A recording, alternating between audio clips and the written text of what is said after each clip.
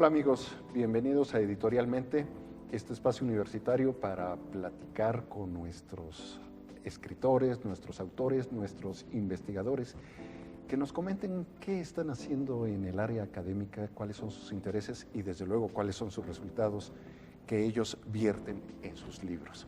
En esta ocasión tenemos como invitada a Mercedes Alanís. Mercedes, bienvenida, ¿qué tal? Hola. Gracias por aceptar la invitación, por estar aquí para platicarnos de este estupendo libro, La Escuela de Medicina de la UAEH, 70 años de tradición, la historia continúa.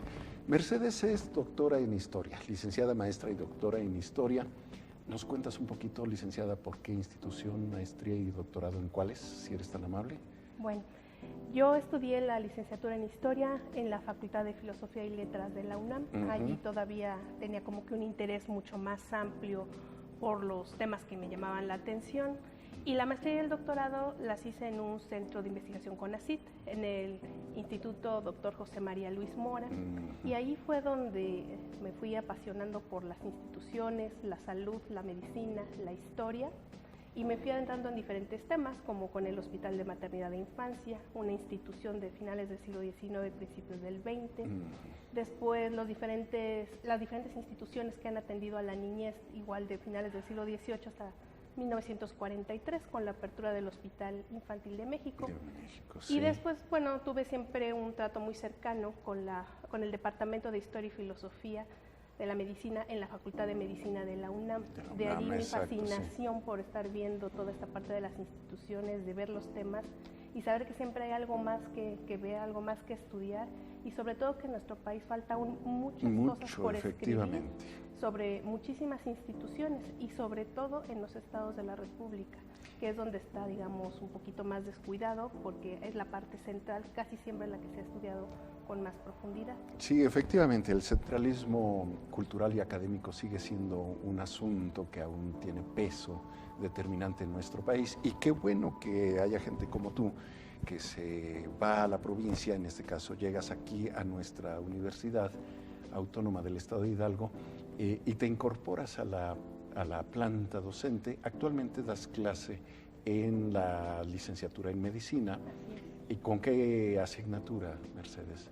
Allí yo doy una asignatura que se llama Historia y Filosofía de la Medicina a los alumnos de primer semestre, en los cuales siempre la intención es tratar de apasionarlos, mostrarle que la medicina no siempre se ha ejercido de la misma manera, que siempre ha habido diferentes actores, diferentes formas de concebir la enfermedad, la salud, y hacemos un recorrido a vuelo de pájaro, porque tenemos que ver desde la aparición del hombre hasta el siglo XXI, desde la época prehispánica hasta el presente en el caso de México, y esa es como que mi actividad principal, y ocasionalmente doy otras asignaturas dependiendo, digamos, las necesidades que vaya abriendo semestre con semestre, pero historia es la que tengo de cajón. Y además, Historia y Filosofía de la Medicina, qué bonito título de la asignatura, me parece que es importante.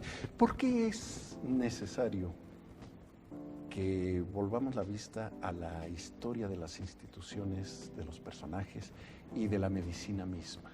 ¿Por qué debemos ocuparnos de ese renglón del conocimiento humano? Yo creo que es precisamente porque si no, no entendemos nuestro presente. Muchas veces pasamos por delante a veces de edificios o vemos que se derrumban y como que pareciera que no pasa nada, pero realmente hay una serie de, digamos, sucesos que fueron marcando a las diferentes épocas y que han dado un resultado del por qué tenemos hoy en día ciertas maneras de ver la salud simplemente en México. Claro. En el caso de Pachuca, a muchísima gente le debe pasar que pasa por la calle de Eliseo Ramírez Ulloa frente al Jardín Pasteur y ve un edificio azul. Algunos curiosos tal vez vean que dice todavía en la parte de hasta arriba Hospital Civil. Algunos tal vez entren, pero no saben más.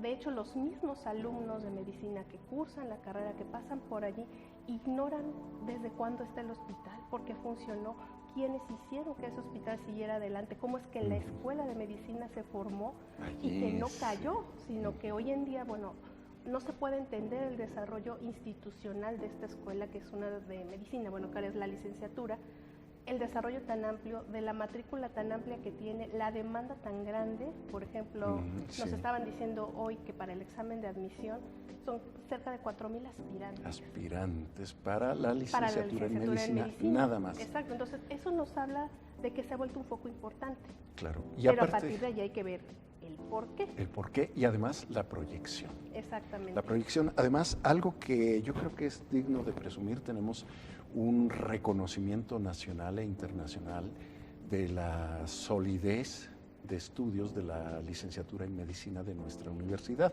y una aceptación muy amplia de los egresados. Y esto pues tiene que ver también con su historia, y esa historia está plasmada en este libro precisamente, que se hizo con motivo de los 77 décadas de vida de una de las profesiones, de las carreras más antiguas que se imparten en la Universidad Autónoma del Estado de Hidalgo, y que bueno, inicia hace años, hace 7 décadas y un poco más ahora, en lo que era el Instituto Científico y Literario. Cuéntanos de la aventura de este libro, en el que, si bien es un trabajo donde intervinieron muchos con sus opiniones, con aportaciones, con dibujos como la pintura, la acuarela que hace el doctor Noé Chapa. Le mandamos un saludo al doctor Noé Chapa, un gran personaje, y además qué memoria para acordarse de esta escuela. Si bien es cierto que hay varios que aportan ideas, recuerdos, anécdotas, muchos que escribieron algunas páginas, lo cierto es que tú te das a la tarea de trabajar una convocatoria muy amplia para rescatar estas voces, estos textos, y prácticamente construyes el eje central de esta investigación, que aquí resulta en un libro muy amplio, un libro muy detallado, donde nos comentas de lo que ocurre con esta Escuela de Medicina de la universidad. Dinos qué pasó en la historia del libro sobre la historia de la Escuela de Medicina. Bueno, el libro yo creo que ha sido un reto en mi corta vida académica, porque efectivamente, al no ser originaria de Pachuca, al no haber estudiado en esta universidad, al no ser médico, de entrada parecía que yo tenía todas las agravantes de la ley para no poderlo hacer. O toda la objetividad, creería yo. Porque varias veces me pasó que muchas personas me preguntaron que yo por qué lo iba a hacer si yo no tenía esa identidad, si no había formado parte de esa historia. Lo cual a primera vista pareciera algo con lógica, pero no lo es, porque entonces no se podría hacer historia de muchísimos temas. No podría nadie estar haciendo historia de Roma, porque nadie estuvo allí. Nadie podría estar haciendo historia de, digamos, la Guerra de Reforma en México, porque no estuvimos allí como actores. Eso no era un problema. Entonces fue fascinante empezar a buscar la información. Al principio siempre es muy caótico, dice uno por dónde voy a empezar, con qué parte uno, con 0 fotos, 0 testimonios, 0 archivos. Y esa es siempre la angustia al inicio de un libro de historias, que no hay de dónde sacar la información.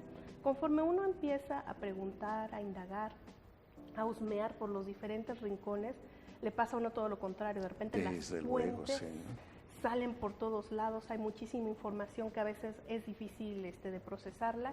En este caso, creo que algo que fue muy valioso, por ejemplo, la parte de las imágenes, sin duda que fueron compartidos por muchísimas personas, y otras que están en los repositorios de la universidad. De la propia universidad, claro. Pudimos juntar, yo creo que un poco más de 400 imágenes. Caray. Entonces, algunas de ellas las sistematizamos, y en el libro aparecen casi 200, yo creo que es un buen aporte. Sí. Sí, los testimonios. Personajes, momentos, edificios, lugares, espacios, todo eso en cuanto a imágenes está aquí en este libro. Están eso aquí, es cierto. Y nos quedamos con varias que están pendientes para siguientes investigaciones.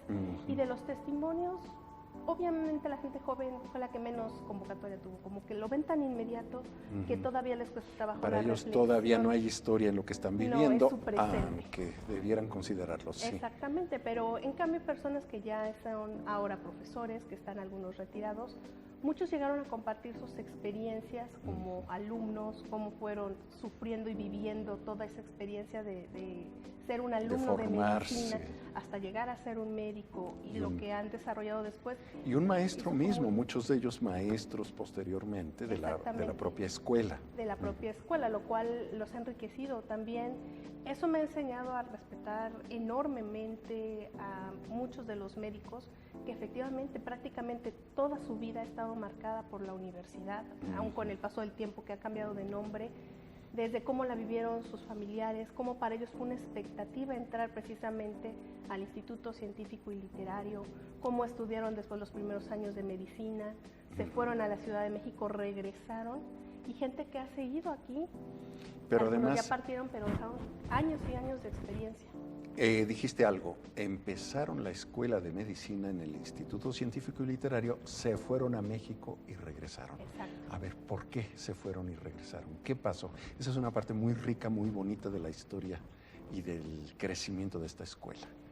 Esa nos habla de una parte de la historia de la institución en sí, que es importante, como desde que, fueron sus inicios primero como un instituto de artes y oficios, cómo fue cambiando, solamente se ofrecían lo que se conoció como estudios preparatorios. Y el gran reto llega precisamente en la década de 1940, cuando a raíz de una de las visitas del rector de la UNAM, se hace el compromiso de poder abrir tres primeras carreras que iban a ser medicina, derecho e ingeniería, y la UNAM iba a hacer allí, y todos los alumnos iban a pasar la última etapa allá.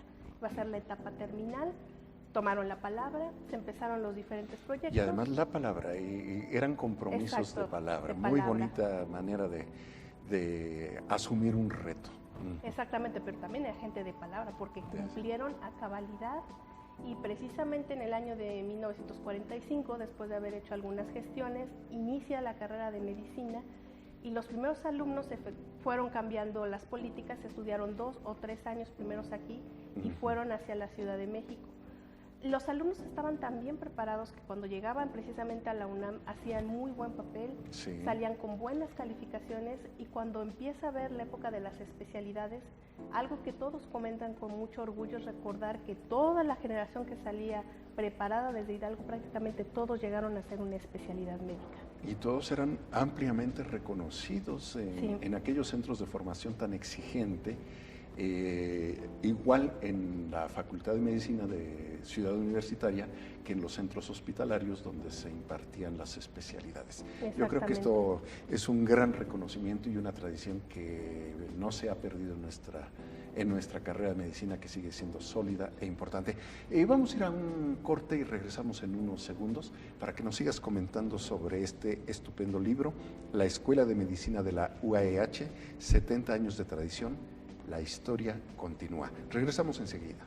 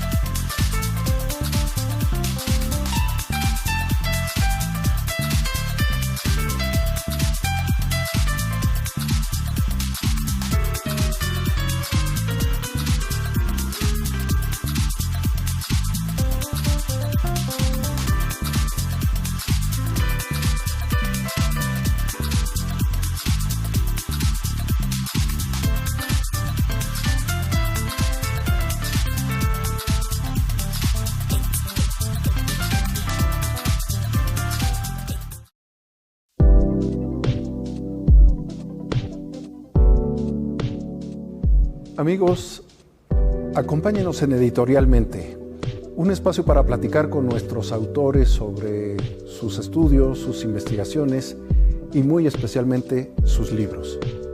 Síganos todos los jueves en Garza Ciencia TV, un espacio de los universitarios para compartir con usted.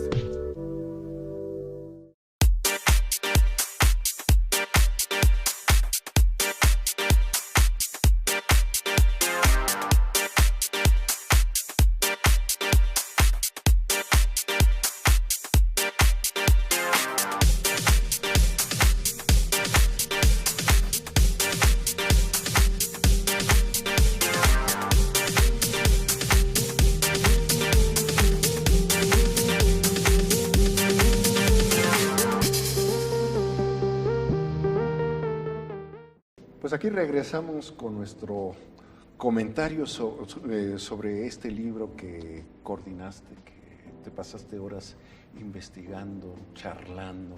Porque además no es de que llegues y, doctor, vengo a preguntarle de la escuela, es empezar a entablar un diálogo con una persona, muchas de ellas que no conocías, que te fueron presentadas por alguien que ya había sido entrevistado. Vete a ver a fulano, y le hablaban y, oye, te quieren entrevistar, tú que sabes de tal o cual momento, de tal o cual anécdota. Y entonces, bueno, no es llegar y escribir 3 hojas, es llegar y platicar muchas horas para que salgan 3 hojas, 2 hojas. O líneas a veces. Líneas a veces, pero sustanciales para recuperar la historia esencial de esta escuela de medicina. ¿Cómo reaccionó la gente, sobre todo los médicos, obviamente, cuando les explicabas el sentido de este libro, Mercedes? Pues hubo de todas las reacciones, desde quien no le encontraba mayor relevancia, hay mucho la idea de que el pasado no importa, sino el presente y de aquí para adelante. Y siempre les hago un símil, todo mundo tiene en su casa fotografías, algún objeto que le recuerda a alguien del pasado, simplemente una etapa de cuando era uno más joven, la infancia, y siempre les digo, ¿por qué no llegan a su casa, las queman y se olvidan de ellas y ven de aquí para adelante? Y la respuesta de todo mundo dice, yo no lo haría, porque es mi identidad. Claro. Es lo que me va anclando para saber quién soy, de dónde vengo. Pues exactamente lo mismo sucede con las instituciones. Pero en un espacio social amplio, educativo, y de una tradición secular, sí. Y hubo gente muy entusiasta, gente que realmente se abrió de capa, podía contar cuáles fueron sus experiencias, cómo lo vio. Varios médicos ahora ya formados que son realmente hijos de otros médicos, y hay quienes están hasta de tercera generación, quien generosamente me enseñó fotografías, me enseñaron documentos que siguen resguardando. Y que además permitieron que se escanearan y se reprodujeran en este libro, sí. Y hay gente que es más celosa, que de repente nada más dice, esta es mi foto y te la quita, entonces. Me la guardo. Pero aún así, eso me permitió poder reconstruir como un panorama mucho más amplio, caminar muchas horas por lo que ahora es precisamente las instalaciones de la Escuela de Medicina Ramírez Ulloa, lo que ahora es ex Hospital Civil, donde está el Servicio Médico Universitario, y tratar de reconstruir otras épocas y dimensionar los espacios. A mí me sigue impresionando, si uno va hoy en día a ex Hospital Civil, sube por la escalera, no hay otra, y verá uno un pasillo con 3 salones. Y uno ve y dice, pues todos los alumnos han pasado por allí y les da igual. Pero allí surgió la escuela, claro, y es impresionante cómo en un pasillo con 3 salones se formó y se consolidó una carrera. Y sobre todo para tantas generaciones.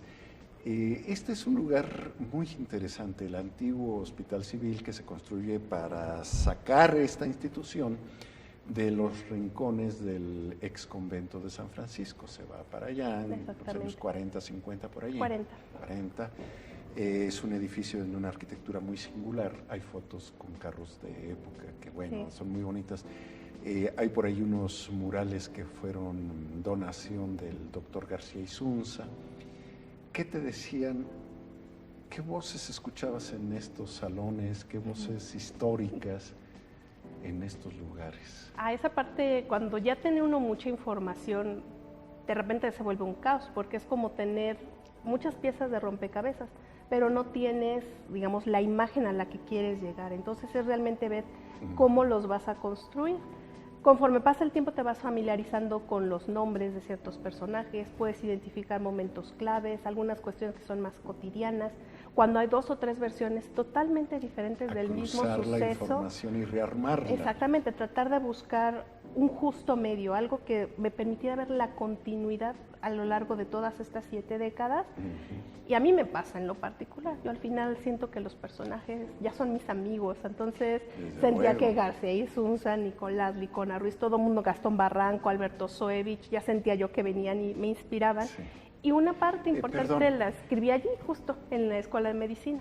Algo interesante es cuando estaba el proceso del libro, que de cuando en cuando platicábamos sobre ello. Me acuerdo que abordabas con tal familiaridad estos nombres. Una época que comentábamos mucho cuando se enriquece con la inmigración de los médicos españoles, que es un tema que nos ha llamado la atención muchas veces. Pero en efecto, Era muy agradable platicar porque estabas ya familiarizada con los personajes. Sí. Casi decías, mi pariente el doctor fulano, mi pariente el doctor sutano, en el sentido de familiaridad, de gusto que le habías tomado a esta historia, a estos sujetos y sobre todo, bueno, lo que es el conjunto, espacios, gente, tiempos, obras, generaciones.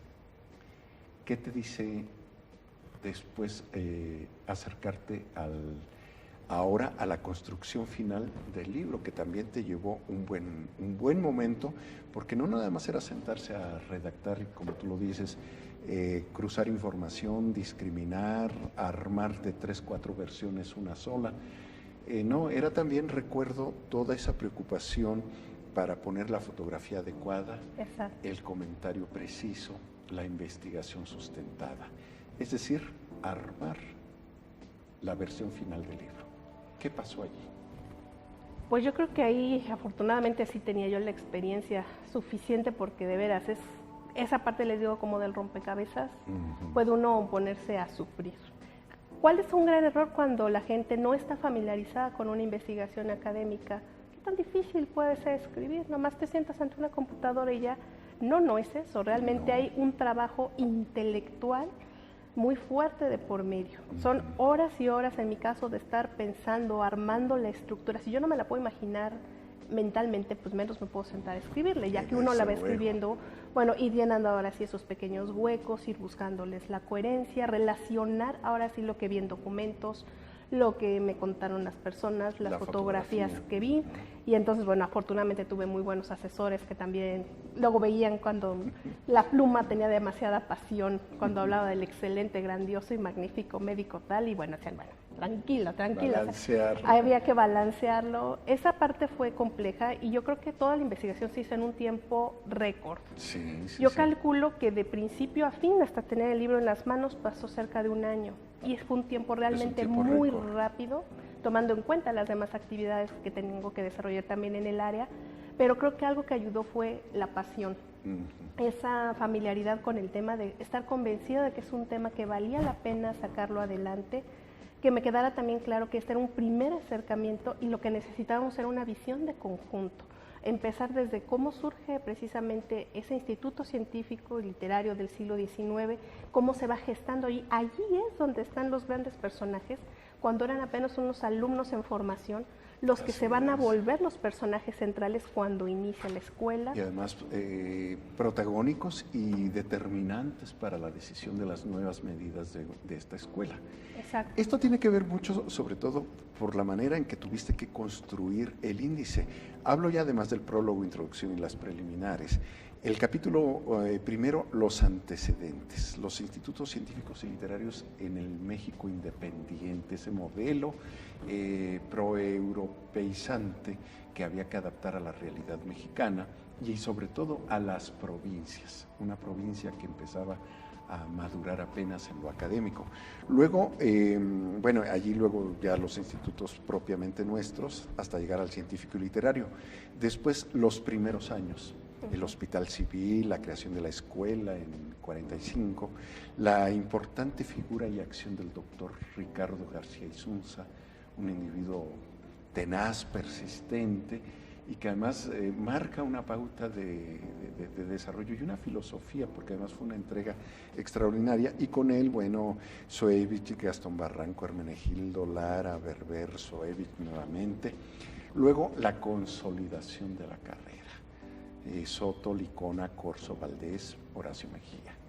Y luego la expansión, Gil, Veras, Gil nuevamente, Rangel, Nava y Romero Quesada. Y luego, bueno, el epílogo, el momento en que estamos, pero además dentro de todo ello, un libro que tiene un respiro especial por la cantidad de imágenes que fueron ilustrando cada momento. ¿Qué sensación te produce la satisfacción de este libro, verlo acabado? Para mí ha sido de muchísima satisfacción ver y querer inspirar que no es el punto final, es precisamente un primer acercamiento, una visión que claro que está sujeta a una revisión, a nuevas fuentes, a nuevos puntos de vista, y sobre todo que al llegar a los 70 años no se acabó, sino que continuará. La historia continúa. De allí es el subtítulo, y de hecho poco después de que se acabó el libro es cuando precisamente se abrió la carrera de medicina en otros campus en el estado por parte de la universidad, lo cual sin duda abrirá nuevas páginas que están por escribirse. Para enriquecer y complementar esta historia. Sí, y de hecho el orden del capitulado para mí fue entender cuál había sido el desarrollo institucional, ese es el eje. Por eso primero fue la parte de qué había pasado en esta institución antes de que se abriera la carrera. Antes de que fuera universidad. Exactamente. Bueno, antes de que se abriera la carrera, antes de que fuera universidad. Y luego por eso los primeros años es ese inicio de esa carrera, cómo fueron todas estas primeras generaciones, como esa época de oro, los años 40, 50, para llegar precisamente a la etapa que fue muy crítica de consolidación, cuando por diferentes políticas administrativas la UNAM decide cerrar las puertas que se habían abierto para que todos los que estudiaban en provincia llegaran a concluir la carrera. Y aquí hubo una disyuntiva. O nos aventamos la carrera completa o se cierra. Y hubo gente pues muy valiosa, como Nicolás Soto Oliver, que él dijo, pues la acabamos. La completamos. La completamos y les costó mucho trabajo, pero se consolidó. Por eso es esa etapa de consolidación, y el último capítulo se llama Expansión, cuando esas instalaciones del Liceo Ramírez Ulloa quedaron tan pequeñas. Ya eran insuficientes. Ya no era suficiente. La universidad había entrado en un giro de expansión muy importante en los 90. Una modernización, claro. Y es cuando surgen los institutos y se van hasta el otro lado de la ciudad a ser parte de un instituto más bien a otro de municipio, ciencias de la salud. a San Agustín Tlaxiaca. Y la gente me sigue contando, y sobre todo los médicos que tenían años, que les costó mucho trabajo irse porque se sentían arraigados a esa escuela. Y algo que es bonito es ver cómo la gente, sobre todo quien tiene más años hasta la fecha, sigue sintiendo ese amor, ese arraigo por esas instalaciones que a lo mejor las podemos ver así como que están medias perdidas, pero que siguen funcionando. Eso es algo interesante, y entonces la expansión es cuando llega precisamente la carrera a tener ya un reconocimiento internacional, cuando está la parte de las especialidades, las maestrías. Cuando tenemos ya laboratorios y clínicas que operan con simuladores de punta, de ciencia, de primera generación, y que realmente vale la pena. Allí se forman nuestros alumnos. Pues Mercedes... Algo que me gustaría comentar nada más levemente. A manera de homenaje, precisamente en las solapas lo que se intentó hacer es un reconocimiento a todos aquellos profesores, a la mayoría, obviamente nos deben faltar nombres, de quienes han pasado por la Escuela de Medicina. Lo mismo en 1945 que en el 2015.